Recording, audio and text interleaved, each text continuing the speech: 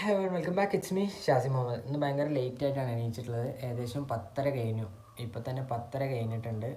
അപ്പോൾ ഇന്നത്തെ വീഡിയോയിൽ പറയാനുള്ള കാര്യം എന്താ വെച്ചാൽ നമ്മൾ കഴിഞ്ഞ വീഡിയോസിൽ പറഞ്ഞിട്ടുണ്ടായിരുന്നു നമ്മൾ ആക്സിഡൻ്റായി കിടക്കായിരുന്നു, അങ്ങനെ കുറച്ച് കാര്യങ്ങളൊക്കെ പറഞ്ഞിട്ടുണ്ടായിരുന്നു. അപ്പോൾ വണ്ടി സത്യം പറഞ്ഞാൽ ഒരു റണ്ണിങ് കണ്ടീഷനിലാക്കിയിട്ടുണ്ടായിരുന്നു. സത്യം പറഞ്ഞാൽ വണ്ടി ഒരു റണ്ണിങ് കണ്ടീഷനിലാക്കിയിട്ടുണ്ടായിരുന്നുള്ളൂ. ബെൻഡൊക്കെ എടുത്തിട്ട് അത്യാവശ്യം വണ്ടി ഓടുന്നുള്ളൊരു സിറ്റുവേഷനിക്കായിരുന്നു ആക്കിയിട്ടുണ്ടായിരുന്നു. അപ്പോൾ അതിൽ നമ്മുടെ ഫൈബർ പാർട്ട് ചെറുതായിട്ടൊന്ന് പൊട്ടിയിട്ടുണ്ട്. അപ്പോൾ അതെനിക്ക് കാണുമ്പോൾ എനിക്ക് ഭയങ്കര ഇടങ്ങാറ് ഫീൽ ചെയ്യുന്നൊരു സംഭവമാണ് വണ്ടിയുടെ ഫൈബർ പാർട്ട് പൊട്ടിയിട്ടുള്ളത്. അപ്പോൾ ഞാൻ അങ്ങനെ കരിഷ്മേൻ്റെ ഗ്രൂപ്പിൽ ചോദിച്ചു, KBCയിൽ ചോദിച്ചു, എടാ എന്തെങ്കിലും ചെയ്യാൻ പറ്റുമോ ചോദിച്ചപ്പോൾ അത്യാവശ്യം കുഴപ്പമില്ലാതെ ക്രാക്ക് അല്ലെങ്കിൽ പൊട്ടിയിട്ട് പോയിട്ടുള്ള ഭാഗമൊക്കെ എന്ന് പറഞ്ഞാൽ വീട്ടിലാരും ഇല്ല, അതാണ് പൊട്ടിയിട്ട് പോയിട്ടുള്ള ഭാഗം എന്ന് പറഞ്ഞാൽ നമുക്ക്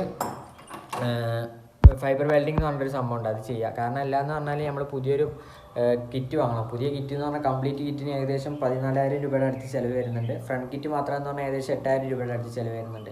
ഇനി അത് പോയിട്ട് അതെല്ലാം പൊളി മാർക്കറ്റിൽ നിന്ന് എടുക്കുക എന്ന് പറഞ്ഞാലും നല്ല സാധനങ്ങൾ കിട്ടാൻ കുറച്ച് ബുദ്ധിമുട്ടാണ്. അപ്പോൾ നമ്മുടെ വണ്ടിയിലുള്ള സാധനം തന്നെ നമുക്ക് ഫൈബർ വെൽഡ് ചെയ്ത് കഴിഞ്ഞാൽ പറഞ്ഞാൽ നല്ല രീതിക്ക് യൂസ് ചെയ്യാൻ പറ്റുമെന്ന് പറഞ്ഞു. അപ്പോൾ എൻ്റെ അടുത്തുള്ള കുറച്ച് സ്ഥലത്തൊക്കെ അന്വേഷിച്ചു. പാലക്കാട് ഒന്നാമത് വണ്ടി കമ്മിയാണ്, കരിഷ്മ കമ്മിയാണ്. പിന്നെ അതേപോലെ തന്നെ ഈ ഒരു ഫൈബർ വെൽഡിങ്ങും കമ്മിയാണ്, എല്ലാവിടെയൊന്നും ഇല്ല. പിന്നെ അങ്ങനെ അന്വേഷിച്ചപ്പോൾ പത്തിരിപ്പാലം ഉണ്ടെന്ന് പറഞ്ഞു. സോ നമ്മൾ അവിടെ ഒന്ന് പോയി നോക്കണം. അല്ല, ഇപ്പം നമ്മൾ ഇറങ്ങുന്ന മിക്ക വണ്ടികളും ഈ ഒരു ഫൈബർ ബോഡി ഉള്ളതാണ്. അപ്പോൾ ജസ്റ്റ് വീണ് കഴിഞ്ഞു പറഞ്ഞാൽ പൊട്ടാൻ വളരെ ചാൻസ് കൂടുതലാണ്. പിന്നെ ബമ്പർ ടു ബമ്പർ ഇല്ലാത്ത ഇൻഷുറൻസ് ഒക്കെ ആണെന്ന് പറഞ്ഞാൽ നമുക്ക് ഒന്നും ചെയ്യാൻ പറ്റില്ല, നല്ലൊരു എമൗണ്ട് പൊട്ടും.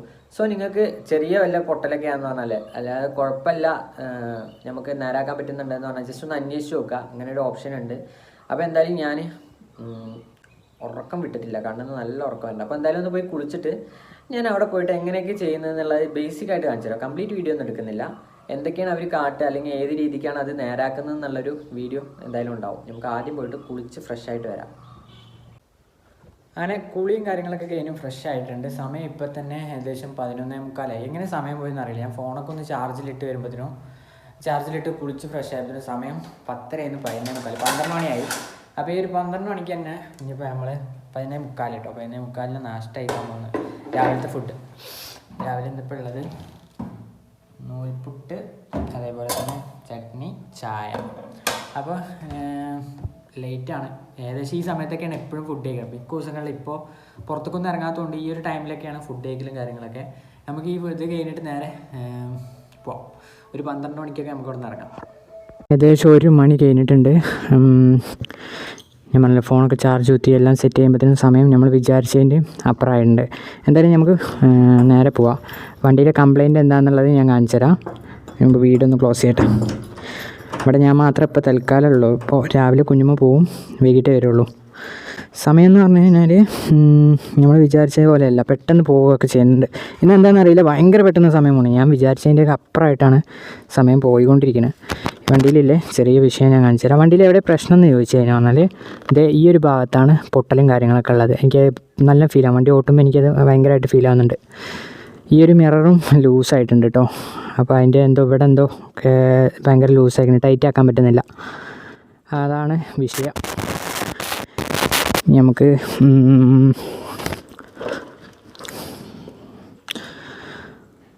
എന്തായാലും പോവാം. അജിക്കുട്ട, ഇത് എവിടെ നേരാക്കി കിട്ടുന്ന അറിയോ? ഫൈബർ വെൽഡ് ചെയ്യുന്ന കട ഇവിടെ എവിടെ ഉണ്ട് പറഞ്ഞു.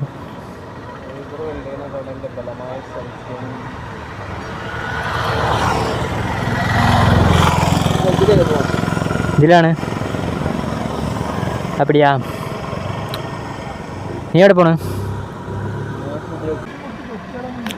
കാക്കോ? ഇത് ഒട്ടിച്ചേരുന്ന കട എവിടെയാണെന്ന് അറിയോ?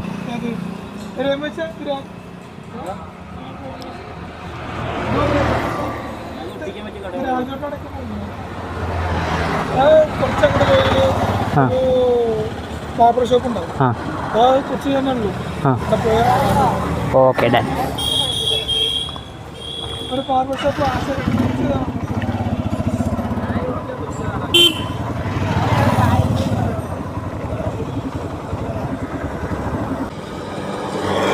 കാക്കോട് ഫൈബർ വെൽഡ് എവിടെയുള്ളതെന്ന് അറിയോ? ആ, നമ്മളങ്ങനെ ചോദിച്ച് പോയിട്ട് നമുക്ക് സ്ഥലത്തെത്തിയിട്ടുണ്ട്. നമ്മളിപ്പോൾ ആക്ച്വലി റോങ് സൈഡിലാണ് നിൽക്കുന്നത്. അപ്പോൾ നമുക്ക് റോഡ് ക്രോസ് ചെയ്യണം. രണ്ട് സൈഡും നമ്മൾ നല്ലപോലെ നോക്കിയിട്ട് വേണം റോഡ് ക്രോസ് ചെയ്യാൻ. പ്രത്യേകിച്ച് ഹൈവേസിലൊക്കെ വരുന്ന സമയത്ത് പെട്ടെന്നായിരിക്കും വണ്ടി വരിക. അപ്പോൾ നമ്മൾ നല്ലപോലെ ശ്രദ്ധിച്ചിട്ട് വേണം റോഡ് ക്രോസ് ചെയ്യാൻ. എനിക്ക് എപ്പോഴും പറ്റുന്നൊരു മിസ്റ്റേക്സാണ്. അപ്പോൾ നമ്മൾ നല്ല രീതിക്ക് റോഡ് നോക്കിയിട്ട് ക്രോസ് ചെയ്യാം. നമ്മളപ്പോൾ ഏകദേശം നമ്മുടെ സ്ഥലത്ത് എത്തിയിട്ടുണ്ട്. കാക്കോ ഇതൊന്ന് പാച്ച് ചെയ്യാൻ പറ്റുമോ? ആളില്ല, വന്നിട്ടില്ലേ? കണ്ടുപിടിച്ചു. പക്ഷേ ആക്ച്വലി മൂപ്പര് അവിടെ എത്തുമ്പോൾ ഉച്ച കഴിയുമെന്ന് പറഞ്ഞു. പുറത്തെന്തോ വർക്കിന് വേണ്ടി പോയിക്കുകയാണ്. അപ്പോൾ ഞാൻ ഫോട്ടോ എടുത്തു, വാട്സപ്പിൽ അയച്ചു കൊടുത്തു. അപ്പോൾ മൂപ്പര് പറഞ്ഞു ഈ ഒരു ഭാഗം മാത്രമായിട്ട് അയച്ചിട്ട് വായോ, ഒരു ഉച്ച കഴിഞ്ഞിട്ട് വായോ, നമുക്ക് അവിടെ നിന്ന് ചെയ്യാമെന്ന് പറഞ്ഞു. അപ്പോൾ നേരെ നമ്മുടെ വർക്ക്ഷോപ്പിൽ, നമ്മൾ സ്ഥിരം പോകുന്ന വർക്ക്ഷോപ്പിൽ പോകണം. 1-2 കാര്യങ്ങളും കൂടി ഉണ്ട്. നമ്മുടെ മിറർ ഒന്ന് ടൈറ്റ് ചെയ്യണം. അതേപോലെ തന്നെ നമ്മുടെ ക്ലച്ച് ലിവർ വീണപ്പോൾ ബെൻഡായിട്ടുണ്ടായിരുന്നു, അതിനെ പുതിയത് മേടിച്ച് വെച്ചിട്ടുണ്ട്, അതൊന്ന് ചേഞ്ച് ചെയ്യണം. പിന്നെ ഈ ഒരു പാർട്ട് മാത്രം നമുക്ക് അയച്ചിട്ട് പോകണം. അപ്പോൾ നമ്മുടെ സ്ഥിരം വർക്ക്ഷോപ്പിൽ നേരെ കൊണ്ടുപോയിട്ട് കയറ്റണം. ബാക്കി നമുക്ക് ആ കാര്യങ്ങളൊക്കെ ചെയ്യാം.